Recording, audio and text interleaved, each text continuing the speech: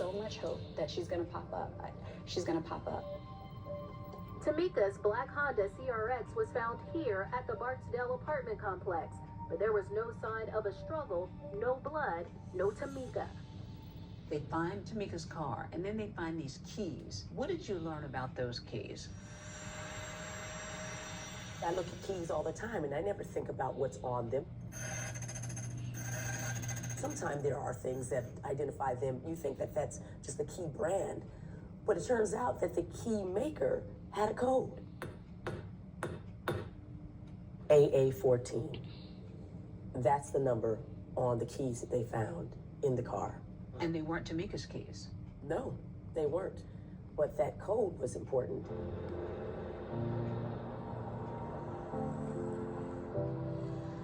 Fate must have been on Lieutenant Lamb's side that day as he stepped into one of the local key shops. Well, fate and fate. We just decided to go to a local locksmith who had been here for decades and show him the keys to see if he had any ideas.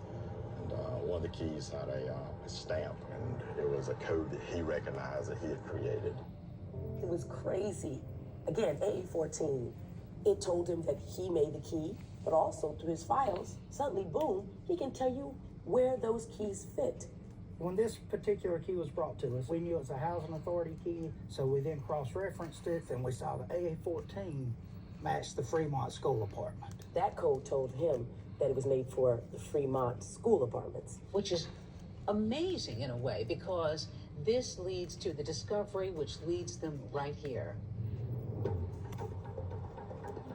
How do you even begin to figure out where these keys go to here?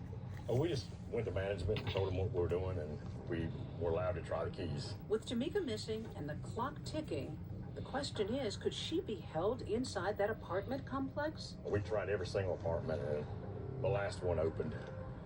Was that a real moment for you in this investigation? You finally, the key unlocks the door? Yes, it was. I mean, it was great for us. I think it was one of the turning points in the case. It opens like a storage room.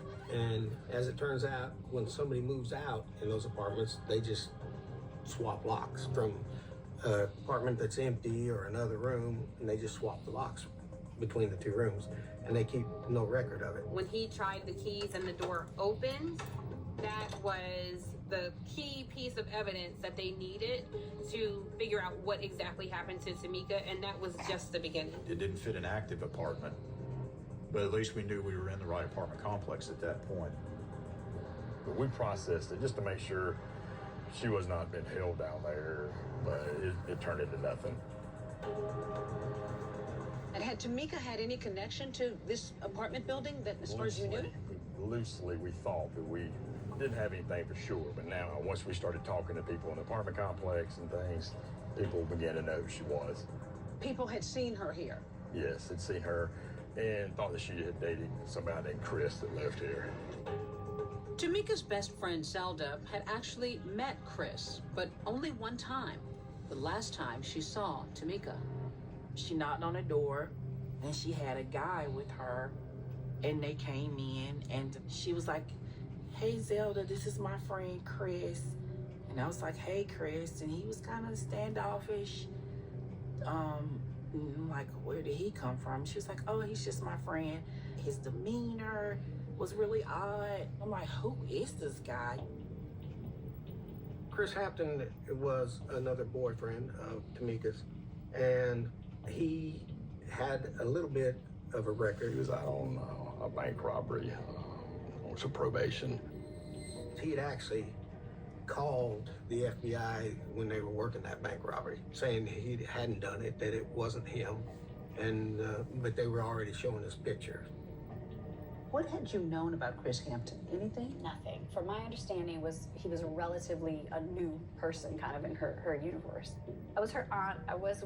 We did have a very sisterly relationship, but I think she would look to me for approval. If she just met somebody that she wasn't really sure about, like by the time that she lets me know that she's dating someone, it would be more of a serious type of relationship. So I had no clue whatsoever that she even knew this person. He was one of the people she had dated in the past that we put on the list that we were trying to contact and interview.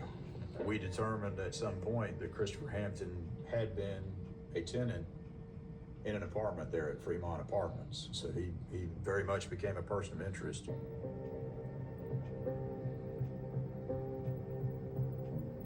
Detectives begin talking with Christopher Hampton, who tells them that the last time he saw Tamika, she wanted to borrow money before heading to Myrtle Beach for Bike Week back in May. I was assigned as an FBI special agent to the Tamika Houston man.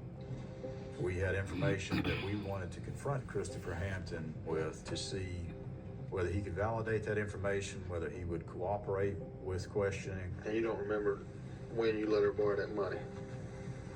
Like I told you last time, it was like a couple of days before Bike Week started. Did you see her at any point after that? Nah, last time I seen her.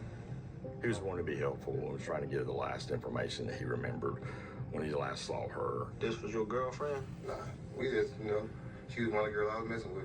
He shared that he had a girlfriend that was pregnant. And so that becomes a point of confrontation in these interviews. Is Tamika aware of this? And how does she feel about that? But she know that I had a baby on the way and she respected it. My baby mama. And she respected it. Do you have anything to do with her disappearance? No. Okay. I don't know nothing about her. She was one person I messed with, and I hate, she missing her, but, I got life to live. I never thought I'd be in the middle of something like this. Saying on TV, but, not in the real life. I got a mother and a father and an entire family doesn't know what happened to this little girl. Yeah, but, and I guarantee nothing happened to her. What if she come back, That's right. Christmas time. While police have no evidence on Christopher Hampton, they want to keep him talking. Then a letter written on Christmas Eve offers detectives a gift they weren't expecting. What's inside would break this case wide open. And instantly, I knew, why is this guy telling us he rented a carpet clearing?